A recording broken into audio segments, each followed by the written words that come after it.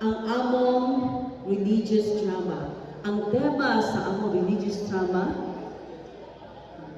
mao ang balay sa akong amahan nga mabasa sa Mateo 21:12 hangtod sa 13 ug Juan 2:13 hangtod sa 17. Panahon sa Pasko, sa paglabay, daghang mga katawhan ang miadto sa Jerusalem aron mosimba sa Dios sa iyang balaang templo. Apan, sa ilang pag-abot, wala sila makakita sa kalinaw o pag-ampo, kundi usa ka merkado mapuno sa kasaba o kasakitan. Kalapati mo na, kalapati! Nagduwara ka sa lapi, kalapati mo niya! Nagalikuan, Carnero, Carnero. Para halag, Carnero ni rin. Mayong gabi. Ang gabi po. Kalapati, gikan ko sana yung lapi. Kalapati! Uy, galami, kaya ni mo kaya mo, tambok kaya. Ang pinili, gini siya. Tambok ginig, ayaw ginig atiman kay. Patambok ko na ginig kay ihalag mo ni siya. Hangyo na lang po kay. Pinapila na na yung kwarta. Ha? Bakit kalapati na yung mo? Kaya na lang mga kwarta. Ito ka sa kalapati. Kalapati iya daw. Ito na siya kwarta. Oh. Oh, Carnero. Isa pa yung matong Carnero niya. Isa pa yung matong Carnero. Isa pa. Ang imong kwarta, di ka ito sa layo. Dili na ka sa ko. Nakalalis, di na ko sa timpo. Kau lang ko. Di ko mudawat, anak. Di ko mudawat. Oh, ang sabi inyo? Ang sabi inyo? Ha? Carnero ka? Dali na sa Mari Changer. Magbalik Sa may Ipalayo ng negosyo. kini kay dako imong kwarta. Kinahanglan ulambo. Una ko ang templo para malipay ang mga saserdote. Oh, imo na ni. Kay Kapot, ang sabi niya ni. Dawat na di sa Carnero? Oh, sige. Ang Carnero. balay sa Dios mahimong balay sa paglimbong, pagpanglimbong Sa pa di o pag-business, mga negosyo, apan karong adlaw. Dili pa ang Sa katawo nga dili mo pakataw sa kalagpasan. Matag na puno ani ka panamo halin. Waan man isa sa templo o sa pare. Kamahangyo pa gyud ka. O sige na, palit na lang. Ay, hangyo ay. Katong dako ay, katong dako ay. O kana, o ano ako na itong bantalan. Atay ang talang Carnero. Misunod si Jesus, uban sa mga tinanghal. Salamat. Nagkanaw sila sa palibot. Nagpasubo pa kayo siya. Magtunod mo. Salamat. Abusaran mo nilang katawan. Tampok Kaya kayo. templo. Giilad nila. Loy. Ginoo. Gihimo man nilang palengke ang templo. Buhat pa ka Kanding imo? Kanding o diyan? Kanding. sa balay sa akong amahan. Balay nga alam puanan. Dili, balay alam sa mga kawatan o mga tulisan. Pahawa ka mo rin eh! O giasa ni Jesus ang mga lamisa o mga kainuan ng mga kwarta o dagdagan ng mga tao. Ama diri, ang sama mo diri. Wala ka mo, dili kini ako tulisan, dili kini merkado. Uy, agoy. Pahawa! Mana?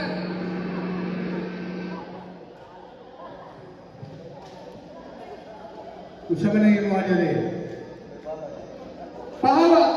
Gidili ni sa balay sa akong amahan. Balay ko yung alam puanan. Laya! Asa ko siya? Magilang magpakaroon ng kway ng diri na. Ayaw siya!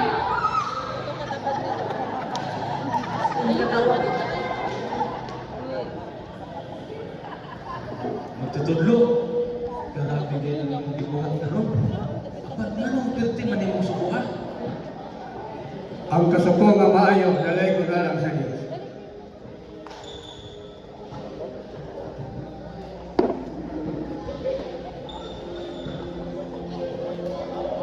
Hilom na. Pahawa!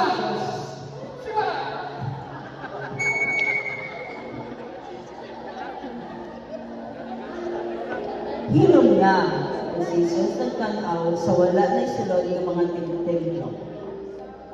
Kung ilang kining gihilihan ang templo, para kini mahabsay, para lumoy kini simbahan, nga alang sa pag-alagad sa atong buhing Diyos. Ang hindi mo magkatutlo, hindi na malipaya sa pagkakawat. Ibigay ang ikaw. Ang kahong sa Diyos maghanay siyang templo. Dili kawatan, dili tulisan. Kinahanglan ang templo sa Diyos, walay ang buwan. Gusto ba niyo ang ginawa kasi ng mga nagtulias ng tulo? Oo, gusto ka itong mga pabiling malinaw ang templo sa Diyos.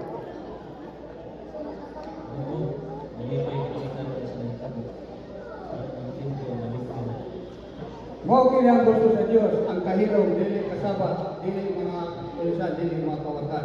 Ang pagdali. Humanindui ang templo, mibalik ang mga tinuoy ng pagsimbaw ang mga o miabot ang mga estranghero aron sa pagsunod sa simbahan.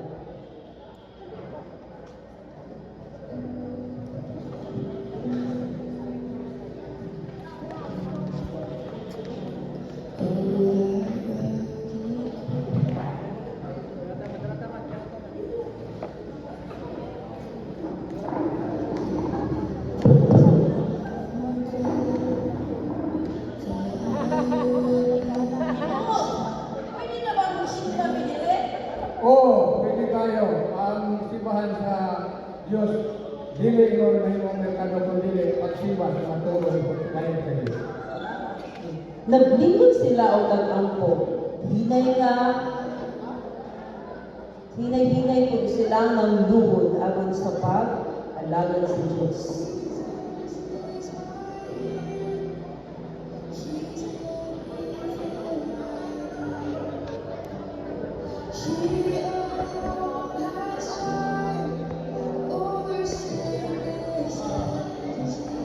Og daon-daon, giabot ang mga buta o bakul sa maong nga templo ug ipanginak nila si Ginoong Hesus.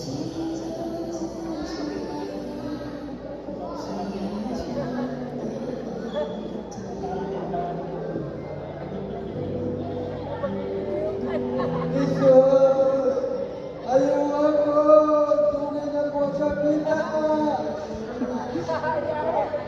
Ang langit panalangin kanimo o sa kabutan. Tungod sa imong pagtuo, mamaayo ka, mukhang imong mata o pagdahil sa Diyos.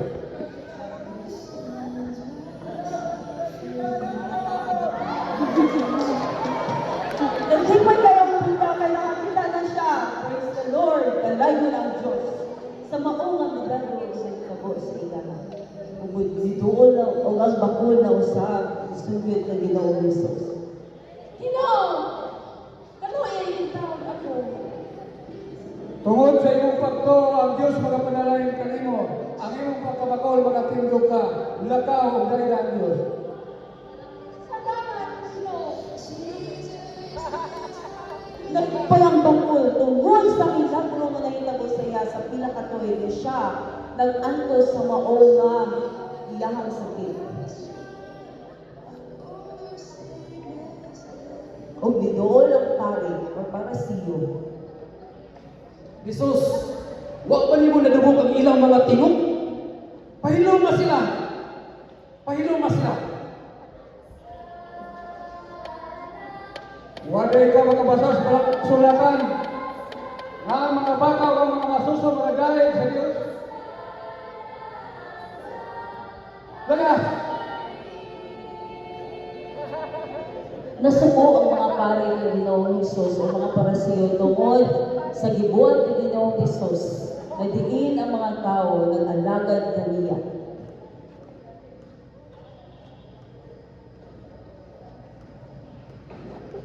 Mao kini ang gusto sa Diyos. Ang kahilom, dili kasaba, dili kasamo, dili sa mga kawatan, dili sa mga tulisan. Ang Ginoo nakatanaw sa mga tawhan sa Ginoo nila kasing-kasing ang pagsimba kaniya.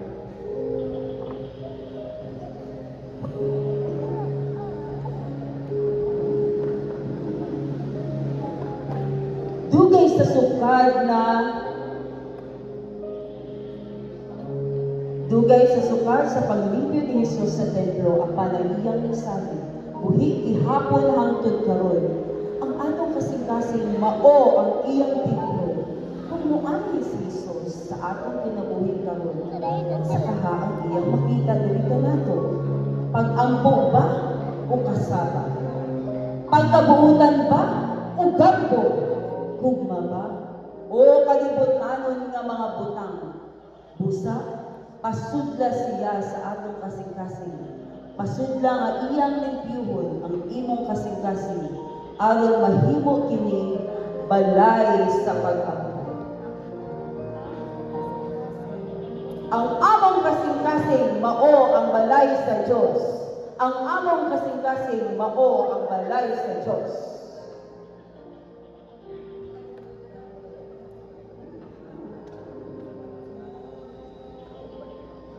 Ang balay samahan dili kinahanglan dako, basta ang imong kasing-kasing andam nga mupuyo ang Ginoo.